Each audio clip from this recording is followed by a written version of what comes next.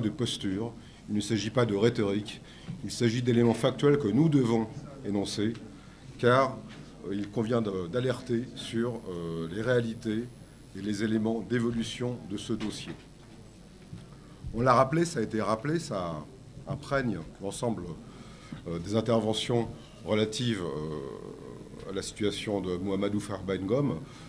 Farba est un député, un élu de la nation, et on ne peut pas, évidemment, on ne peut pas évoquer ce dossier sans intégrer cette dimension politique. Et cette dimension politique, elle imprègne tout le dossier, elle infuse l'ensemble du dossier, au point qu'on doit aujourd'hui s'interroger sur l'existence de confusion entre d'un côté le politique et de l'autre côté le judiciaire, sur les liaisons dangereuses qui pourraient exister entre le politique et le judiciaire. Et en définitive, on doit s'interroger sur l'existence ou non d'une instrumentalisation. Pourquoi nous avons rappelé tout ça et pourquoi nous continuons de le rappeler? Il suffit pour cela de reprendre tout simplement la chronologie de ce dossier. Ça a été rappelé précédemment. On a d'abord un combat politique. On a une élection législative qui se déroule au mois de novembre 2024. Farba remporte la région de Matam. Et à la suite de ce combat politique, lentement, on glisse vers un combat judiciaire. Premier événement, on lève son immunité parlementaire. Alors, on doit insister sur ce point, car ce point est essentiel pour la suite du dossier. C'est la base du dossier. On peut évidemment poursuivre un député lorsque son immunité parlementaire a été levée.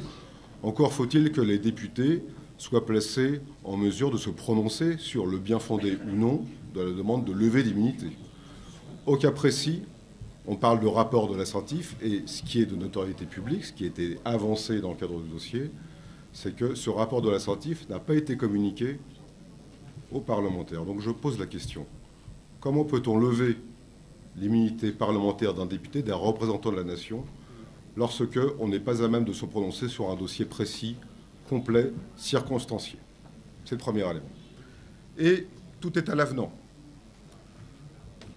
On a ensuite M. Farba Ngom qui est convoqué, qui se présente spontanément au pôle judiciaire et financier. La seule difficulté, c'est que M. Farba Ngom n'a pas fait l'objet d'une enquête préliminaire, il n'a jamais été entendu. M. Farba Ngom n'est pas entendu dans le bureau du juge d'instruction, et pourtant,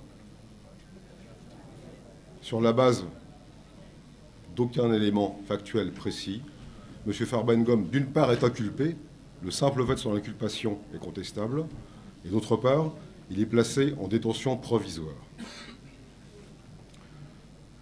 Troisième événement de ce dossier qui démontre également les liaisons, disons, dangereuses entre le politique d'un côté et le judiciaire de l'autre, c'est que, ça a été rappelé par mes excellents confrères, les dispositions du Code de procédure pénale permettent évidemment la libération, la liberté provisoire.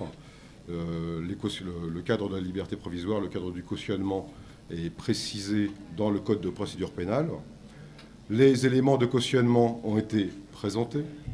Les garanties de représentation, je pense qu'il est inutile de les rappeler ici. Évidemment, chacun sait que Farba Ngom ne se défaussera pas de ses responsabilités judiciaires. Et pourtant, en dépit de la vacuité du dossier, en dépit des offres de cautionnement qui sont valides, en dépit des garanties de représentation qui sont réelles, incontestables et incontestées, eh bien, personne ne fait droit à nos demandes de libération provisoire. M. Ngom est toujours actuellement incarcéré.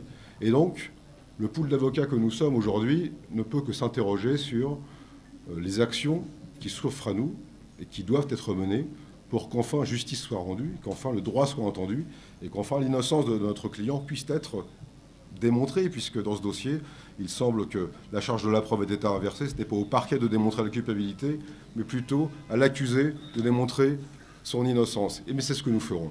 Et nous allons porter le dossier, évidemment, devant toutes les juridictions compétentes sur le territoire de la République du Sénégal, mais également, si cela devait s'avérer nécessaire, devant les institutions internationales qui, nous en sommes convaincus, pourront entendre, analyser et écouter l'ensemble des tenants et des aboutissants de ce dossier, afin de permettre que soit reconnue, enfin, l'innocence de notre client, M. Farba Ngom. Je vous remercie. Merci beaucoup, chers confrères. Bon, on va donner la parole au dernier des intervenants, chez les avocats, avant de vous donner la parole pour quelques questions. Donc, le dernier intervenant, c'est notre confrère Aboubakry Dey, qui fera un résumé en pulaar.